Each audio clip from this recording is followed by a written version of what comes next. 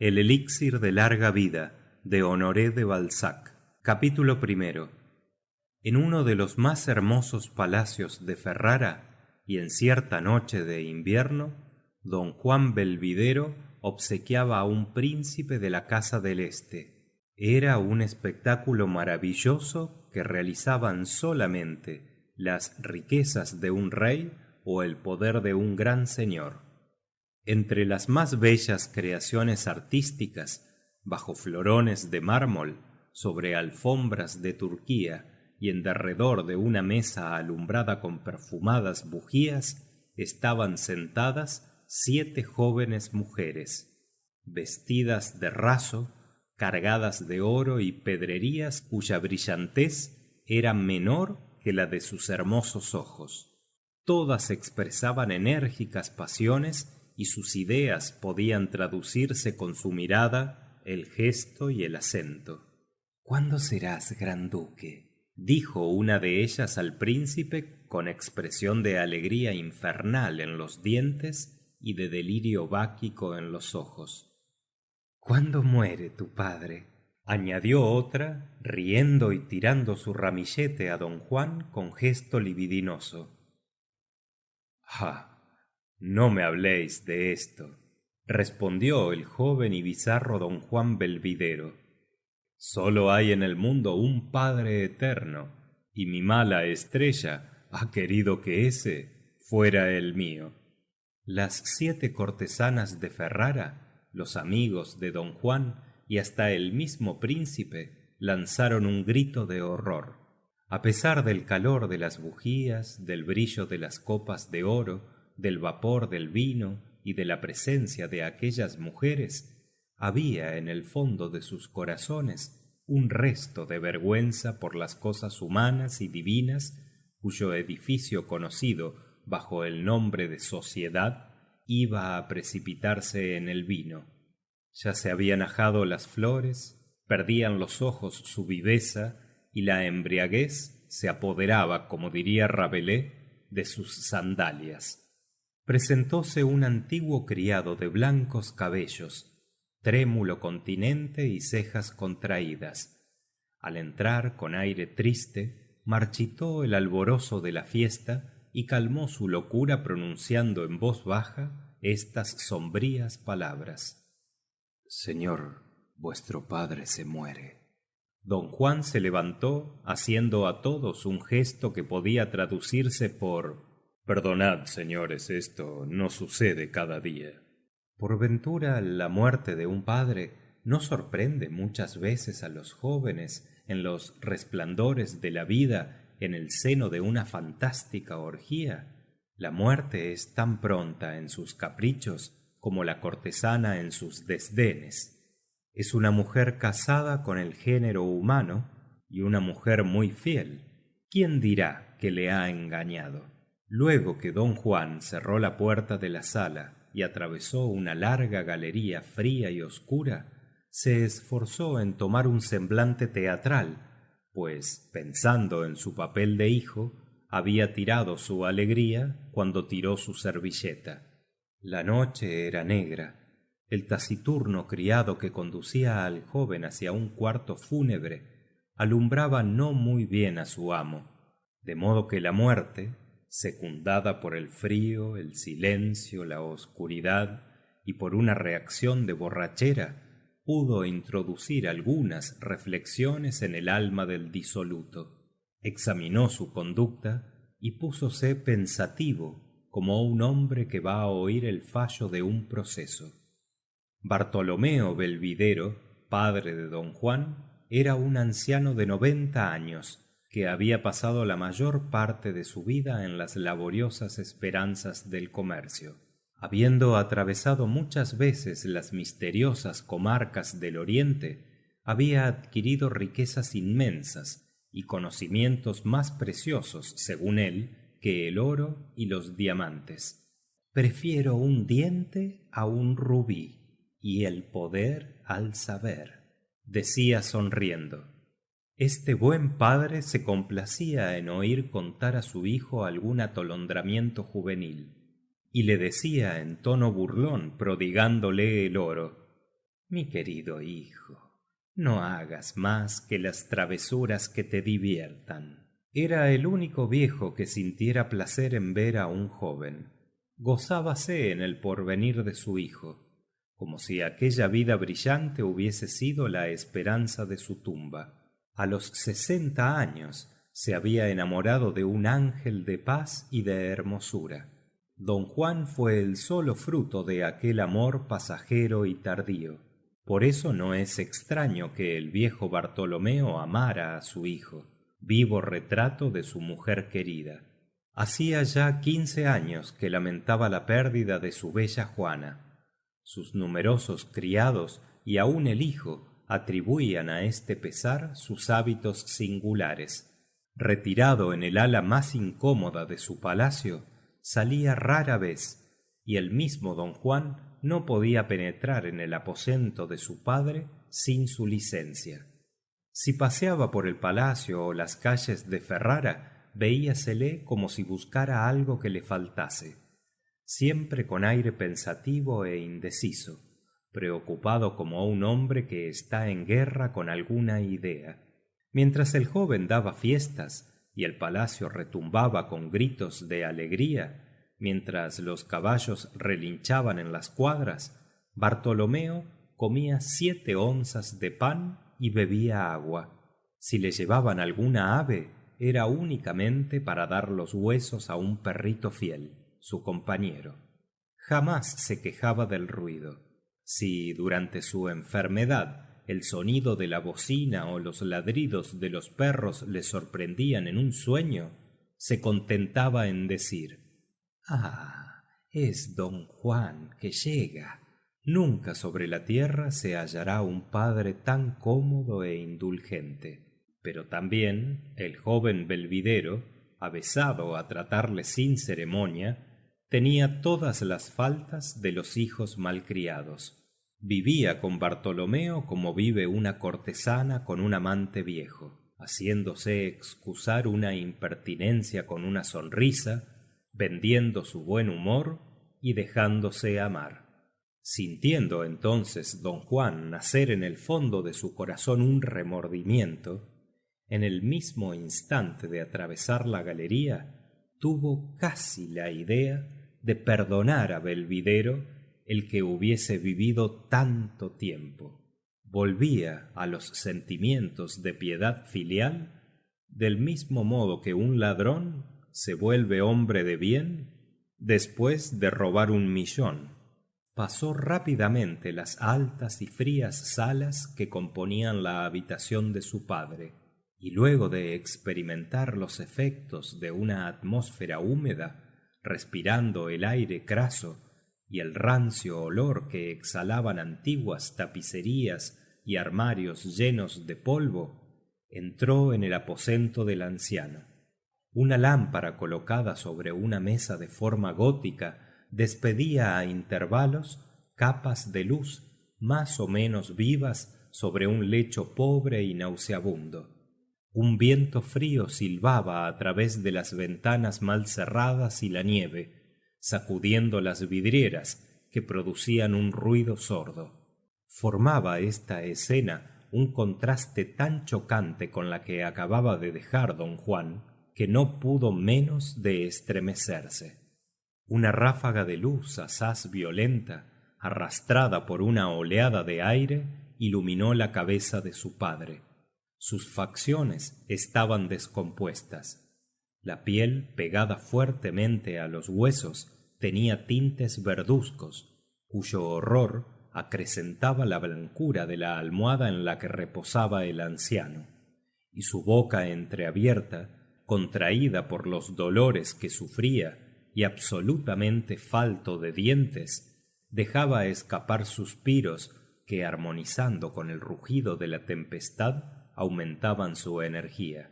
A pesar de estas señales de destrucción, manifestábase vivamente sobre aquella cabeza una voluntad enérgica. En ella un espíritu superior combatía la muerte. Los ojos hundidos por la enfermedad guardaban una fuerza singular. No parecía sino que Bartolomeo quería matar con su mirada a un enemigo sentado cerca de la cama. Esta mirada fija e imperturbable era tanto más espantosa cuando la cabeza guardaba una inercia semejante a la que tienen los cráneos colocados sobre la mesa en el gabinete de los médicos. El cuerpo, dibujado enteramente por las sábanas, anunciaba que todos los miembros del anciano guardaban igual apatía. Todo estaba muerto, excepto los ojos. Hasta los sonidos que salían de su boca tenían un no sé qué de mecánico. Don Juan sintió cierta vergüenza al llegar cerca del lecho de su padre con el ramillete de una cortesana en la mano, llevando hasta aquel recinto los perfumes de una fiesta y los olores del vino. «¡Oh!», exclamó el anciano divisando a su hijo. La voz suave y ligera de una cantora que divertía a los convidados, fortificada por los acordes acentos del arpa con que se acompañaba, llegó hasta el fúnebre aposento. Don Juan nada oyó, pero Bartolomeo le dijo: «¿Te estabas divirtiendo, hijo mío?». Estas dulces palabras hicieron daño a don Juan, quien no perdonó a su padre esta punzante bondad. «Sí», respondió con voz turbada, «y esto me causará un remordimiento». «Pobre Juanito», contestó el moribundo, «fui tan bueno contigo que no podrías desear mi muerte». «Oh», exclamó don Juan, «si me fuera posible restituiros a la vida, dándoos parte de la mía». «Cosas así siempre pueden decirse», pensó el disipador. «Es lo mismo que si ofreciera el mundo a mi querida». El perro ladró. Esta voz inteligente hizo estremecer a don Juan. Creyó que el perro le había comprendido. «Bien sabía yo, hijo mío, que podía contar contigo», exclamó el moribundo. «Viviré, no temas, viviré y quedarás contento, sin quitarte un solo día de los que te pertenecen». «Ya delira», pensó don Juan, y luego dijo en voz alta: «Sí, mi querido padre, viviréis tanto como yo, y vuestra imagen no se apartará de mi corazón». «No se trata de esta vida», dijo el anciano reuniendo todas sus fuerzas para sentarse sobre su cama, y fuertemente conmovido por una de estas sospechas que sólo nacen en la cabecera de los agonizantes: «Escucha, yo no tengo más deseos de morir que tú de vivir sin queridas, sin oro, sin vino, sin caballos, halcones y perros». «Lo creo así», pensó el hijo, arrodillándose a la cabecera de la cama y besando una mano de Bartolomeo. «Pero, padre mío», contestó, «es necesario acatar la voluntad de Dios». «Dios», murmuró el anciano. «No blasfeméis», exclamó el joven, viendo la expresión amenazadora que se dibujó en su semblante. «Habéis recibido la extrema unción». «¿Quieres oírme?», dijo su padre. Don Juan calló, y entonces reinó un silencio horrible. Al través de los silbidos de la nieve se oyeron todavía los acentos del arpa y la voz de la mujer que cantaba, débiles como el día cuando nace. El moribundo sonrió. «Has hecho bien en convidar cantoras y tener música. Una fiesta, mujeres lozanas con cabellos negros, todos los placeres de la vida. Que no se vayan. Estoy próximo a renacer». «El delirio llegó a su colmo», dijo don Juan. «He descubierto un medio para resucitar. Toma, registra el cajón de esa mesa. La abrirás apretando un resorte oculto bajo el grifo». Bien, padre mío. Eso es. Toma un frasquito. Aquí está. Luego que haya exhalado mi último suspiro, me frotarás con esa agua. Mira, resucitaré. Hay muy poca, replicó el hijo con acento de disgusto. Bartolomeo no pudo hablar más, pero conservaba todavía la facultad de oír y ver. Miró a don Juan con espantosa rapidez, y quedó su cuello torcido como el de una estatua de mármol condenada por el genio de un escultor a mirar siempre de lado. Sus ojos tomaron una inmovilidad horrible. Había muerto y perdido su última ilusión. Buscando un asilo en el corazón de su hijo, encontró una tumba más hueca que aquella donde se acostumbra a sepultar los muertos. Por esto se habían erizado de horror sobre el cráneo amarillo sus pocas canas, y hablaba aún su terrible mirada. Era un padre que se levanta airado de su sepulcro para pedir venganza a Dios. Vaya, se acabó todo, dijo don Juan. Al contemplar el misterioso cristal al resplandor de la lámpara, como un bebedor contempla su botella al fin de una comida, no había reparado cómo el ojo de su padre se volvía blanco. El perro, ansioso, contemplaba alternativamente a su amo difunto y al elixir, así como don Juan miraba a su padre y al frasquito. La lámpara esparcía ondeantes resplandores. El silencio era profundo. El arpa y la cantora no se oían. Belvidero se estremeció, creyendo haber visto que su padre se movía. Entonces, acobardado por la fija expresión de sus acusadores ojos, los cerró como una persiana azotada por el viento en una noche de otoño. Se quedó en pie, inmóvil, perdido en un mundo de ideas. De repente un ruido agrio, semejante al que produce un resorte enmohecido, rompió el silencio. Don Juan casi dejó caer el frasquito, y un sudor más frío que el acero de un puñal brotó en sus poros. Un gallo de madera apareció sobre un reloj y cantó 3 veces. Era esta una de aquellas ingeniosas máquinas que despertaban a una hora precisa. Las ventanas estaban ya doradas por el alba. Don Juan había pasado 2 horas reflexionando. El antiguo reloj era más fiel que él en el cumplimiento de sus deberes para con Bartolomeo. Este mecanismo se componía de madera, de poleas, de cuerdas y ruedas, mientras que él tenía aquel mecanismo particular en el hombre, llamado corazón. No había frotado con el elixir las sienes de su padre, y lo guardó en el cajón de la mesita gótica.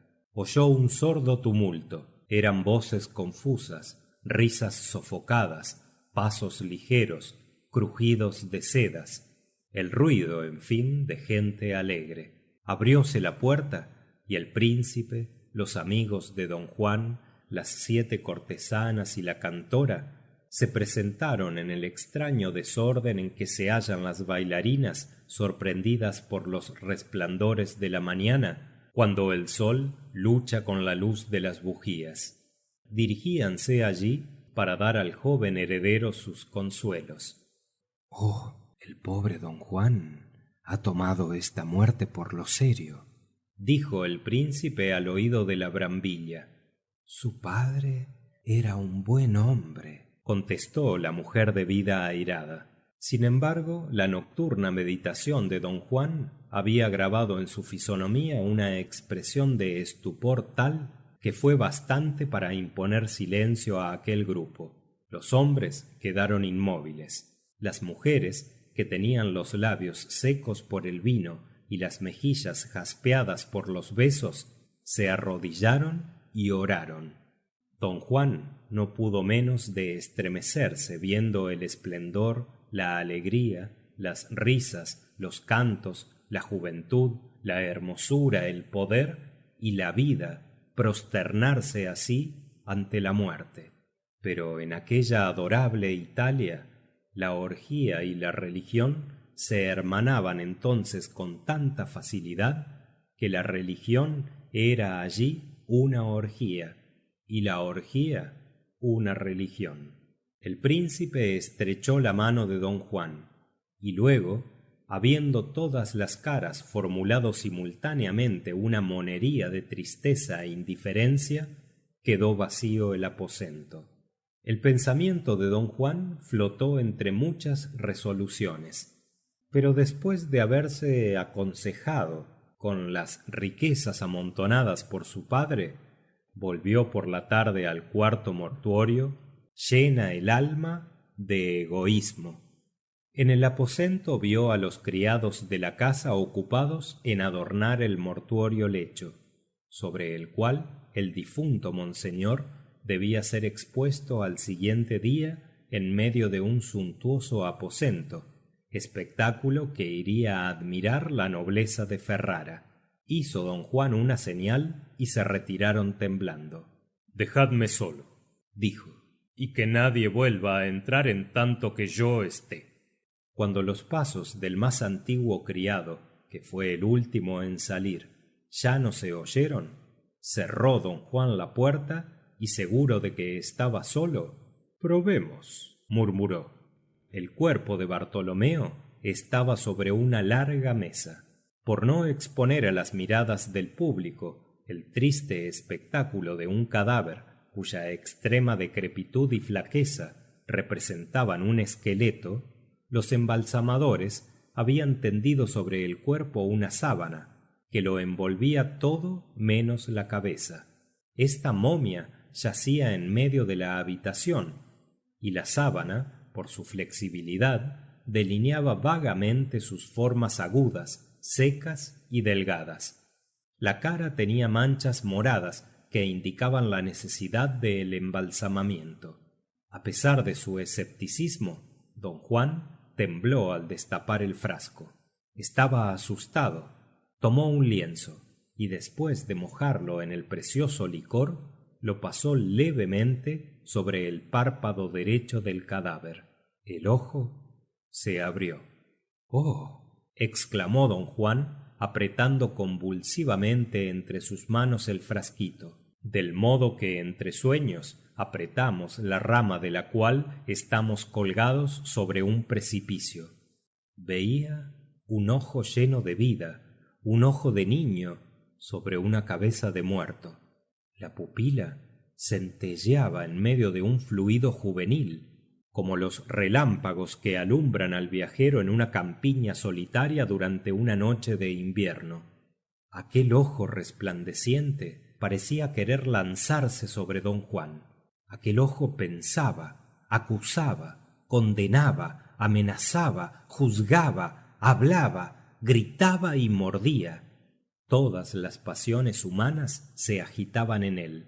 Tan pronto eran las súplicas más tiernas como la cólera de un rey, el amor de una joven implorando el perdón de sus verdugos, o la mirada profunda que dirige el hombre a sus semejantes cuando sube la última grada del cadalso. Había, en una palabra, tanta vida en aquel fragmento de vida que don Juan retrocedió horrorizado. Dio algunos pasos por el cuarto, no atreviéndose a mirar más aquel ojo, pero lo veía sobre las paredes, sobre los muebles y por todas partes. El aposento estaba sembrado para él de puntas de fuego, de vida, de inteligencia. Todo eran ojos que miraban y gritaban en torno suyo. «Aún reviviría con placer por 100 años», exclamó involuntariamente en el momento en que, presentándose delante de su padre por una influencia diabólica, contemplaba aquella centella luminosa. De pronto, el párpado se cerró y volvió a abrirse como el de una mujer que se entrega. Si una voz hubiese gritado «¡Sí!», don Juan no se hubiera espantado más profundamente. «¿Qué he de hacer?», se dijo, y puso las manos sobre el párpado para cerrarlo, pero todo fue inútil. ¿Reventarlo sería un parricidio? Sí, dijo el ojo, por un movimiento de estupenda ironía. Ah, bah, exclamó don Juan, en esto hay brujería. Y acercó sus manos al ojo para reventarlo. Una lágrima rodó por las descarnadas mejillas del cadáver y cayó sobre la mano del joven. Esta lágrima arde, dijo entre sí, y no pudo mantenerse en pie. Aquella lucha le fatigaba, como si a la manera de Jacob luchase con un ángel. Al fin se levantó diciendo: mientras no haya sangre. Y revistiéndose del valor que se necesita para ser cobarde, reventó el ojo, apretándolo con un lienzo, pero sin mirarlo. Oyóse un gemido lúgubre, terrible. El pobre perro se moría aullando. Si estará en el secreto, pensó don Juan mirando al animal. ¿Creéis que me burlo de vosotros? No. Este cuento no es una burla, os engañaríais si por tal lo tomaseis. No es una obra de decepción en la que un autor crea lo terrible para agradar a las doncellas. No me he propuesto enseñar un método para hacer tuerta a la muerte. Esperad, no ha llegado el momento en que os estremeceréis de horror sin que os avergüence el miedo. Ahora, ocupaos en adivinar la conducta que guardarían en coyunturas semejantes las honradas personas que en el siglo XIX crean rentas vitalicias sobre la garantía de un catarro, o las que alquilan una casa a una mujer vieja por el resto de sus días. Creo que no resucitarían a sus renteros. Yo quisiera que se examinase por jurados de conciencias cuál es el grado de semejanza que existe entre don Juan y los padres que casan a sus hijos con ciertas jóvenes movidos por ciertas esperanzas. La sociedad humana, que en sentir de algunos filósofos marcha por una senda de progreso, ha considerado como un paso hacia el bien el arte de explotar la muerte. Esta ciencia ha creado profesiones honrosas, por medio de las cuales un hombre vive de ella. Añadid a estas muchas gentes honradas que se afanan por comprar una propiedad cuyo precio sobrepuja a la suma de sus capitales, pero que establecen fría y lógicamente las probabilidades de vida de sus padres o suegros que cuentan ya 80 años, diciendo: antes de 3 años heredaré necesariamente, y entonces... Un asesino disgusta menos que un espía, porque el asesino cedió tal vez a un ímpetu de locura y puede arrepentirse, ennoblecerse, pero el espía siempre es espía. Es espía en la cama, en la mesa, en el paseo, es espía de noche y de día, es vil siempre. ¿Qué diríamos, pues, de un asesino cuya vileza fuera continua, como lo es la del espía? Ahora bien, ¿no acabamos de reconocer en el seno de la sociedad una muchedumbre de seres humanos movidos por nuestras leyes, por nuestras costumbres, por los usos, a pensar de continuo en la muerte de los suyos y a desearla con ansia?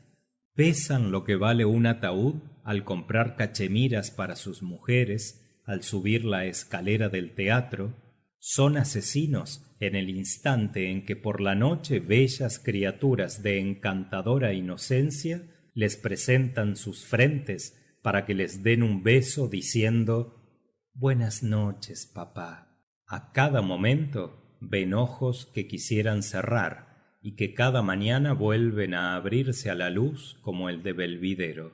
Solo Dios sabe los parricidios veniales cometidos mentalmente. Figuraos a un hombre que tiene que pagar a una mujer vieja una renta vitalicia de 1000 escudos, y que viven ambos en la campiña separados solamente por un arroyo, bastante independientes uno de otra para poderse aborrecer cordialmente sin faltar a esas delicadezas humanas que ponen una máscara de amistad sobre la cara de dos hermanos. ¡Oh, qué vida! Existe un país en el mundo donde cada ciudadano puede disponer de su fortuna como bien le parezca, sin estar obligado a dar un solo maravedí a sus hijos. Solamente allí no se interponen entre los más dulces afectos paredes de plata y oro. En Washington este principio se cree, se reputa sencillo y muy natural, pero en Europa toda la civilización gira sobre este eje: la herencia. Capítulo 2. Don Juan Belvidero pasó por un hijo muy piadoso. Levantó un monumento de mármol blanco sobre la tumba de su padre y confió la ejecución de las figuras a los más célebres artistas. No estuvo tranquilo hasta el día en que su propia estatua, arrodillada frente a la de Bartolomeo, impuso su enorme peso en el sepulcro, en cuyo fondo enterró el remordimiento de que su corazón debía estar herido. Al inventariar las riquezas acumuladas por el viejo, se volvió avaro, abrazando con tanta mayor claridad la existencia y el mundo, por cuanto lo entreveía al través de un sepulcro.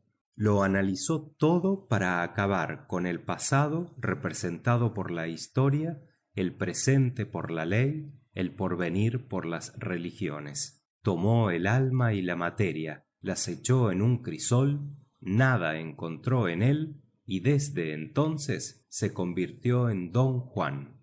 Dueño de las ilusiones de la vida, se lanzó joven y hermoso a esta misma vida, despreciando al mundo, pero manejándolo a su antojo.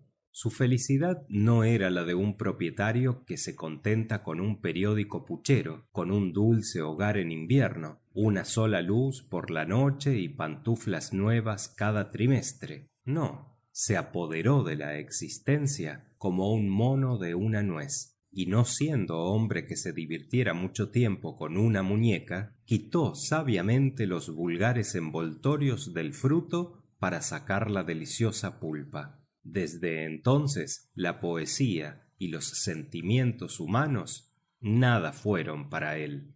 No cometió la falta de los poderosos que, imaginándose a veces que las almas pequeñas creen a las grandes, se ocupan en cambiar los altos pensamientos del porvenir con la pequeña moneda de nuestras ideas pasajeras. Bien podía, como ellos, andar con los pies en la tierra y la cabeza en los cielos, pero prefería sentarse y secar con sus besos más de un labio de mujer fresco, tierno, húmedo y perfumado, porque, semejante a la muerte, lo devoraba todo sin perdón, y su tránsito dejaba huellas funestas, no conociendo más que el amor de la posesión, un amor oriental de fáciles y largos placeres. No amando más que a la mujer en las mujeres, se entregaba a la más profunda ironía. Cuando sus queridas se servían de un lecho para subir al cielo, perdiéndose en el seno de un embriagador éxtasis, Don Juan las seguía, expansivo, grave, tan sincero como un estudiante alemán. Pero decía yo, cuando su amante, ebria y delirante, decía nosotros. Dejábase conducir por una mujer y la persuadía de que temblaba como un joven escolar que dice a su primera novia en un baile: ¿os gusta la danza? Pero sabía rugir a propósito, sacar su pujante espada y anonadar comendadores. Había algo de satírico en su sencillez y de jovial en sus lágrimas, porque siempre supo llorar como una mujer que dice a su marido: cómprame un coche o me muero tísica. Para los negociantes el mundo es un fardo o una masa de billetes en circulación. Para los jóvenes es una mujer, para algunas mujeres un hombre, para ciertos espíritus un salón, una asamblea, un barrio, una ciudad. Mas para don Juan el universo era él. Modelo de gracia, de nobleza y seducción, amarró su barca en cualquier orilla, pero dejándose conducir solo llegaba al punto que él quería. Cuanto más vivió, más dudó. Examinando los hombres, adivinó que muy a menudo el valor era temeridad, la prudencia cobardía, la generosidad finura, la justicia un crimen, la delicadeza miseria, la probidad una organización. Y por una fatalidad singular observó que las personas verdaderamente bondadosas, delicadas, generosas, justas, prudentes y valerosas no obtenían consideración alguna entre los hombres. Qué frío sarcasmo, dijo para sí. Esto no viene de Dios. Entonces, renunciando a un mundo mejor, no se descubrió más oyendo pronunciar su nombre, y consideró a los santos de piedra de las iglesias como obras del arte. Conociendo el mecanismo de la sociedad humana, jamás atacaba las preocupaciones, porque no era tan poderoso como el verdugo, pero manejaba las leyes sociales con aquella gracia y agudeza copiadas con tanta exactitud en su escena con Mr. Dimanche, puesto que él sirvió de tipo al Don Juan de Molière, al Fausto de Goethe, al Manfredo de Byron y al Melmoth de Maturín, grandiosas imágenes trazadas por los más grandes genios de Europa, a los cuales no faltarán los acentos de Mozart ni la lira de Rossini, eternizados por el principio del mal que existe en el hombre y de los cuales cada siglo admira algunas copias. Sea que este tipo se comunique verbalmente con los hombres como Mirabeau, sea que obre en silencio como Bonaparte, o estreche el universo en una ironía como el divino Rabelais, que se burle de los seres en vez de insultar a las cosas como el mariscal de Richelieu, o se mofe de los hombres y de las cosas como el más célebre de nuestros embajadores, el profundo genio de don Juan Belvidero resumió de antemano todos estos genios, porque se burló de todo. Su vida era una burla que abrazaba hombres, instituciones e ideas. En cuanto a la eternidad, había hablado familiarmente una media hora con el Papa Julio II, y al fin de la conversación dijo riéndose: si es absolutamente necesario elegir, más quiero creer en Dios que en el diablo, porque el poder unido a la bondad es mejor. Sí, pero Dios quiere que hagamos penitencia en este mundo. Es decir, que siempre pensáis en vuestras indulgencias, respondió Belvidero. Bueno, para arrepentirme de las faltas de mi primera vida, tengo todavía una existencia de reserva. Incrédulo, exclamó el Papa. Tú corres riesgo de ser canonizado. No sería extraño, siendo vos Papa. Luego se fueron a ver a los trabajadores ocupados en construir la inmensa basílica consagrada a San Pedro. San Pedro era un hombre de genio, dijo el Papa a don Juan. Bien merece este monumento, pero a veces estoy pensando en que un diluvio pasará su esponja sobre todo esto, y entonces tendrá que empezarse de nuevo. Don Juan y el Papa empezaron a reír, porque se habían comprendido. Cuando don Juan cumplió los 60 años, fuese a España y se casó en su vejez con una joven y encantadora andaluza, pero no fue buen padre ni buen esposo, obraba por cálculo. Había observado que por nadie somos tan tiernamente amados como por las mujeres en quienes pensamos bien poco. Doña Elvira había sido santamente educada por una anciana tía en un castillo distante algunas leguas de Sanlúcar, y era un modelo de gracia y de virtud. Don Juan adivinó que aquella joven sería una mujer fuerte para combatir una pasión antes de ceder, y esperó que sería virtuosa hasta su muerte. Esta fue una partida de ajedrez que jugó siendo ya viejo.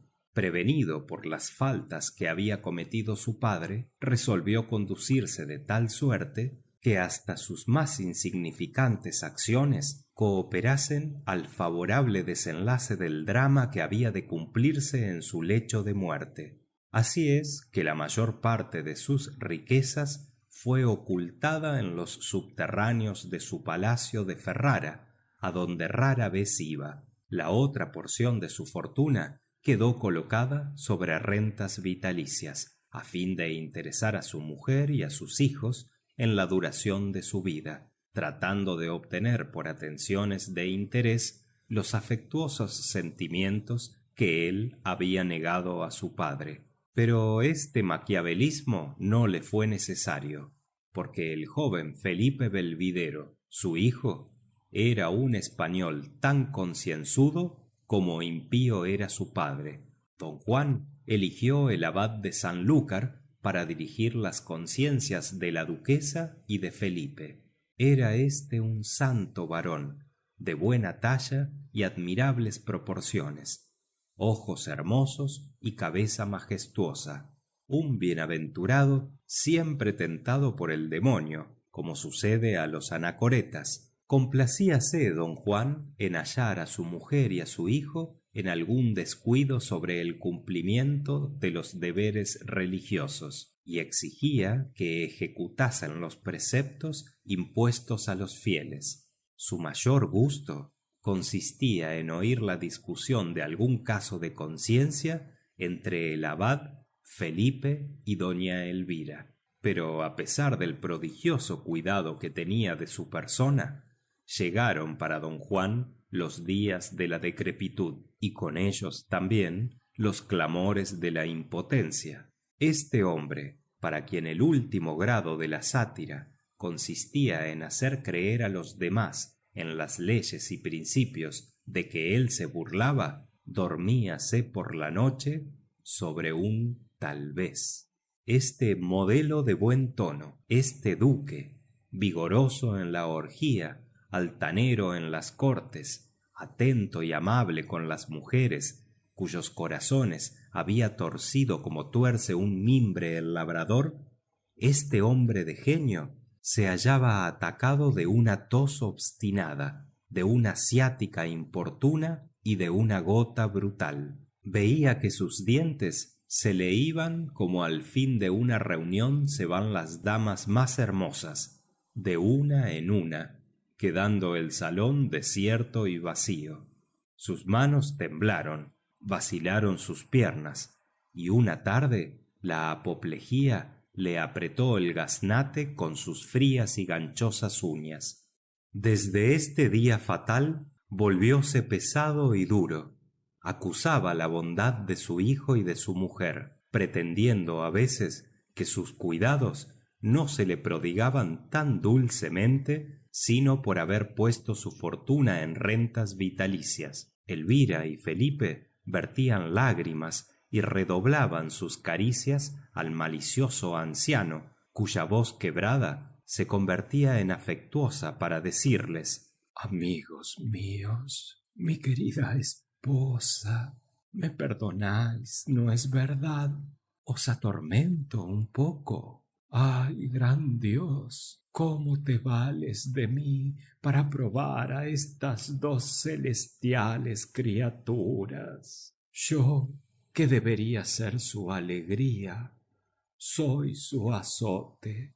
De esta manera los encadenó a la cabecera de su cama, haciéndoles olvidar meses enteros de impaciencia y crueldad por una hora en que desplegaba para ellos los tesoros siempre nuevos de su gracia y falsa ternura, sistema paternal que le salió infinitamente mejor que el que su padre había usado anteriormente con él. Llegó por fin a tal grado la enfermedad que para ponerle en la cama era necesario moverle como a un falucho que entra en un canal peligroso. Amaneció el día de la muerte, y este brillante personaje, cuyo entendimiento únicamente sobrevivía a la más horrible de todas las destrucciones, se vio entre un médico y un confesor, sus dos antipatías, pero también fue jovial con ellos. ¿No había acaso para él una luz centelleante tras el velo del porvenir? Sí, y sobre esta escena diáfana las encantadoras delicias de la juventud se entrechocaban como sombras. Cuando don Juan sintió las agonías de la muerte, era una de las más hermosas tardes de verano. El puro cielo de España, los naranjos que perfuman el ambiente, las estrellas que destilan vivos y frescos resplandores, la naturaleza entera parecían ofrecerle seguros gajes de resurrección. Hacia las 11, poco más o menos, llamó a su hijo. Felipe, le dijo con una voz tan tierna y afectuosa que el joven se estremeció y lloró de felicidad, porque jamás este padre inflexible había pronunciado de esta manera su nombre. Felipe, escucha, hijo mío, soy un gran pecador. He pensado en mi muerte durante toda mi vida. En otro tiempo fui amigo del gran Papa Julio II.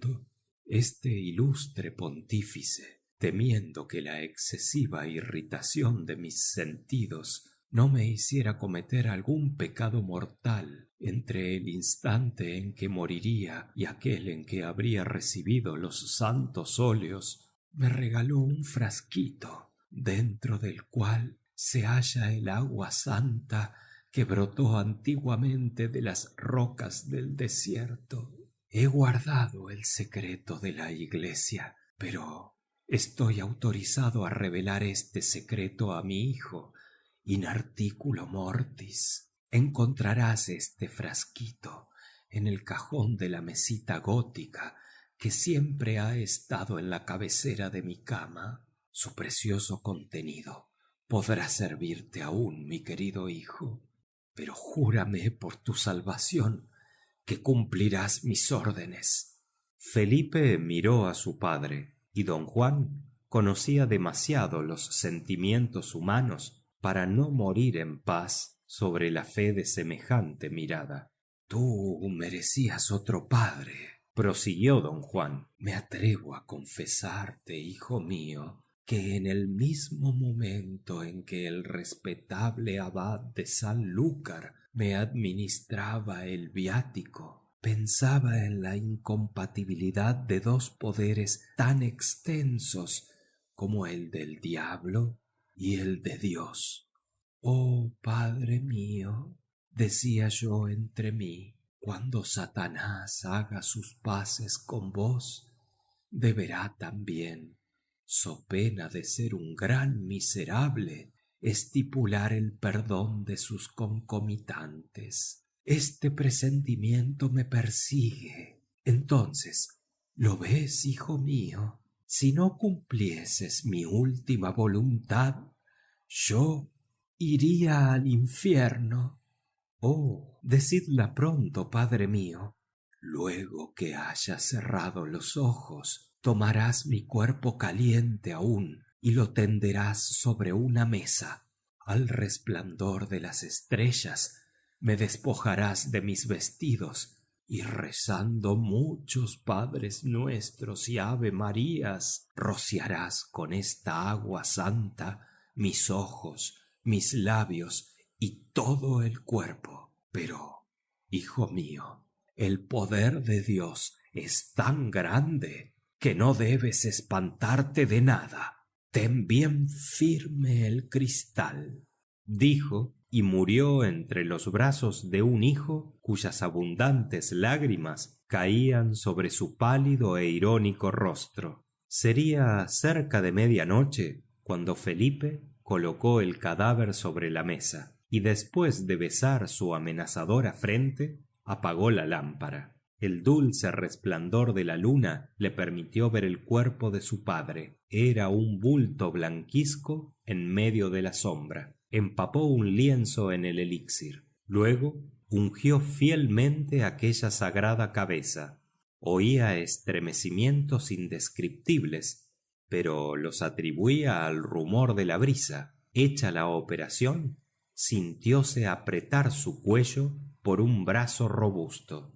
Era el de su padre. Lanzó un grito de horror, dejó caer de sus manos el cristal y el licor se evaporó súbitamente. Todas las personas del castillo acudieron con antorchas. El grito les había espantado, como si hubiese sonado el clarín del juicio final. Se llenó de gente la estancia. Vieron a Felipe desmayado, pero asido violentamente del cuello por el brazo de su padre. Enseguida, cosa extraordinaria, los asistentes vieron la cabeza de don Juan, tan joven, tan bella como la de Antinoo, con cabellos negros, ojos brillantes y boca infantil, agitándose horriblemente, sin mover el esqueleto a que pertenecía. Un criado imbécil exclamó: ¡Milagro! Los supersticiosos repitieron: ¡Milagro! Entonces doña Elvira, demasiado piadosa para admitir los misterios de la magia, envió a buscar al abad. Cuando el prior contempló el milagro por sus propios ojos, resolvió aprovecharlo como hombre que lo entendía y como abad que no despreciaba la ocasión de aumentar sus rentas. Declarando desde luego que el señor don Juan sería infaliblemente canonizado, indicó que la ceremonia de su apoteosis se celebraría 2 días después en su convento, y que de allí en adelante se llamaría San Juan de Lúcar. A estas palabras hizo la cabeza estrambóticos visajes. 3 días después de la muerte del ilustre señor, el milagro de su imperfecta resurrección había tan extraordinariamente cundido de lugar en lugar, a más de 50 leguas a la redonda, que fue un interesante espectáculo el ver a los curiosos que de todas partes acudían al aliciente de un Te Deum cantado solemnemente. La antigua mezquita de Sanlúcar, maravilloso edificio construido por los moros y cuyas bóvedas oían hacía ya 3 siglos el nombre de Jesucristo, no pudo contener la muchedumbre. Hidalgos con capas de terciopelo y armados de sus espadas estaban en pie cerca de los pilares, no teniendo sitio para doblar sus rodillas. Veíanse encantadoras jóvenes cuyas basquiñas delineaban sus voluptuosas formas, ancianos venerables, jóvenes caballeros con sus ojos de fuego, viejas lujosamente vestidas, y enseguida parejas que se estremecían de placer, curiosas recién casadas acompañadas de sus esposos y tímidos niños que se daban las manos. Toda esta gente adornaba el templo rico de colores, brillante de contrastes, cargado de flores y esmaltes, produciendo apacibles tumultos en el silencio de la noche. Abriéronse las anchurosas puertas de la iglesia. Los que por haber venido tarde se quedaron fuera veían desde lejos por las 3 portadas esculpidas una escena de la cual las pavorosas decoraciones de nuestras óperas darían apenas idea. Las negras arcadas, las columnas y sus capiteles, las profundas capillas brillantes de plata y oro, las galerías, los arabescos, los rasgos más delicados de esa delicada escultura se pintaban en una luz superabundante, a manera de las caprichosas figuras que se forman en un brasero encendido. Era un océano de fuego dominado en el fondo de la iglesia por el coro dorado en el que resaltaba el altar mayor cuya gloria hubiera rivalizado con la del sol. En efecto, el brillo de las lámparas de oro, de los estandartes, de los candelabros de plata, de los santos y de los ex voto, palidecía ante el altar donde estaba don Juan. El cuerpo del impío centelleaba de pedrería, de flores, de cristales, de diamantes, de plumas tan blancas como las alas de un serafín, y reemplazaba en el altar un cuadro de Jesucristo. A su alrededor brillaban infinitos cirios que lanzaban sus ondulantes llamas. El lujurioso abad de Sanlúcar, que fue amante de doña Elvira, adornado con sus pontificales vestidos, con su mitra enriquecida de piedras preciosas, con su roquete y báculo de oro, ocupaba como rey del coro una silla de un lujo imperial en medio de todo su clero, compuesto de impasibles ancianos de plateados cabellos, revestidos de albas finas, semejantes a los santos confesores de que rodean los pintores al Eterno. Los dignatarios del capítulo, decorados con las brillantes insignias de sus vanidades eclesiásticas, iban y venían entre nubes de incienso, parecidos a los astros que ruedan en el firmamento. Llegada la hora del triunfo, despertaron las campanas todos los ecos de la montaña, y esta reunión inmensa lanzó el primer grito de el Te Deum. ¡Cuán sublime exclamación! Se componía de voces puras y ligeras, voces de mujeres en éxtasis, mezcladas con las graves y fuertes de los hombres, que no podía dominar el órgano a pesar del mugido de sus trompas. Te Deum laudamus. Desde el seno de la catedral, llena de gente, salió este canto a la manera de una luz que centellea súbitamente por la noche, y el silencio fue interrumpido como por un trueno. Subieron las voces por entre nubes de incienso. Todo era riqueza, perfume, luz y melodía. En el momento en que esta música de amor y de reconocimiento se elevaba hacia el altar, don Juan, demasiado cortés para no mostrarse agradecido, sobrado agudo para no entender de estafas, respondió con sarcástica sonrisa y se pavoneó en su nicho. Pero el diablo le hizo pensar en todas las vicisitudes que corría siendo un santo, un Bonifacio, un Pantaleón. Entonces rugió y mezcló con aquella melodía de amor un aullido al que correspondieron las 1000 voces del infierno. La tierra bendecía, pero maldecía el cielo. En esto la iglesia tembló sobre sus cimientos. Te Deum laudamus, exclamaba la asamblea. ¡Idos al diablo!, gritó don Juan. ¿A qué tanto Dios, bestias? Y un torrente de imprecaciones se precipitó como un río de lava ardiente. Deus Sabaoth, Sabaoth, exclamaron los cristianos. Insultáis la majestad de los infiernos, respondió don Juan. Enseguida el brazo animado pudo pasar por sobre la capilla y, amenazando con mano convulsiva a la asamblea, gesticuló irónica y desesperadamente. Mirad cómo nos bendice el santo, dijeron las viejas, los niños y las doncellas, gente crédula. Sant John, ora pro nobis. ¿Qué sucede allá arriba?, dijo el superior, viendo trastornada la capilla. El santo hace diabluras, respondió el abad. Entonces aquella cabeza viva se destacó con violencia del cuerpo que ya no vivía y cayó sobre el amarillento cráneo del celebrante. ¡Acuérdate de doña Elvira!, gritó la cabeza, devorando con una mirada al sacerdote. Lanzó este un grito horrible y todos acudieron y le rodearon. ¡Imbécil! ¡Di que hay un Dios!, gritó la voz cuando el abad, mordido en el cerebro, iba a expirar. Podemos entresacar de este mito interesantes moralidades. En primer lugar, pero nada, silencio. Continuad sin el autor. Fin de El elixir de larga vida de Honoré de Balzac.